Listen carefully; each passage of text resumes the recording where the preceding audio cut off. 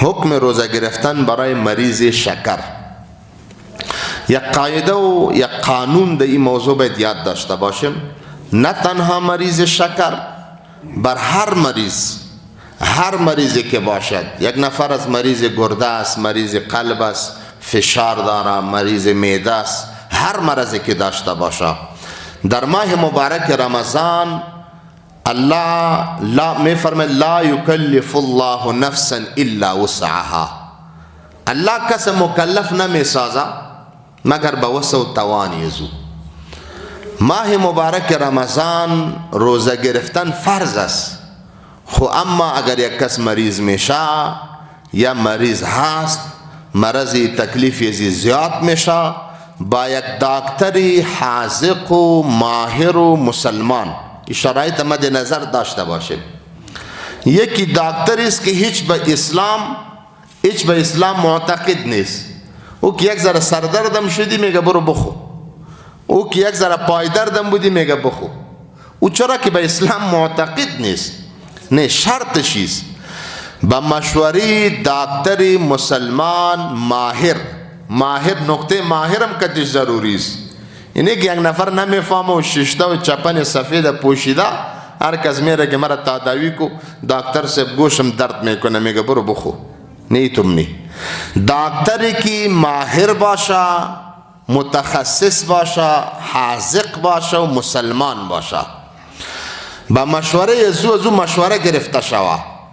اگر او مشوره داد که مرض تو تکلیفی تو زیاد هست، تو نباید روزه بگیری، بعد او فتوا داده نمیتانه، گپی از او را میاری پیش مولوی سے، پیش مفتی سے، پیش یک بزرگوار دینت، از او مشوره میخواهی، فتوا را از او میگیری، فتوا را از دکتر نمیگیری.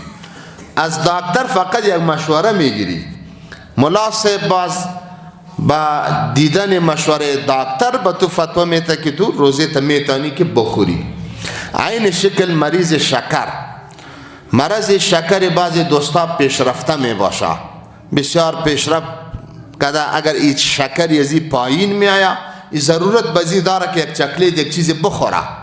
اگر نخوره این شکر بالا رفتنش چقدر موزیر نیست، میگن چقدر که پایین آمدنش موزیر هست.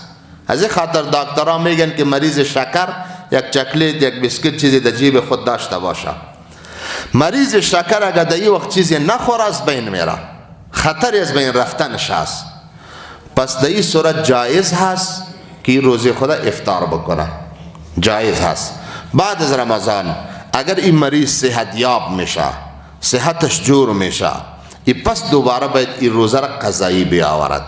اگر مریض به طوری بود که روز بدگه به طرف بهبودی نمیرفت، روز بدگه ضعیف شده میره، مثل شیخ فانی یک ریش سفید، و روز بدگه ضعیف شده میره، توانی ازی را نداره که روزه را قضایی بیاورد، باز بریزو شخص فدیه است.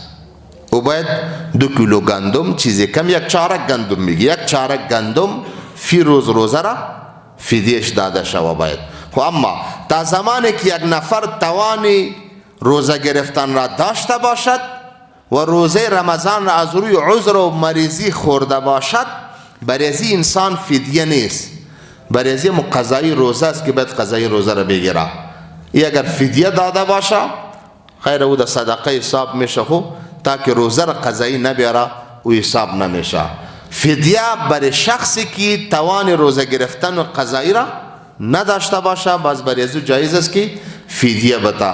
خو اما مریض باید که دکتر مشوره بکنه، دکتر نظر بده، نظر دکتر با یک عالم شریک کرده، باز با مشوره عالم پیش برده.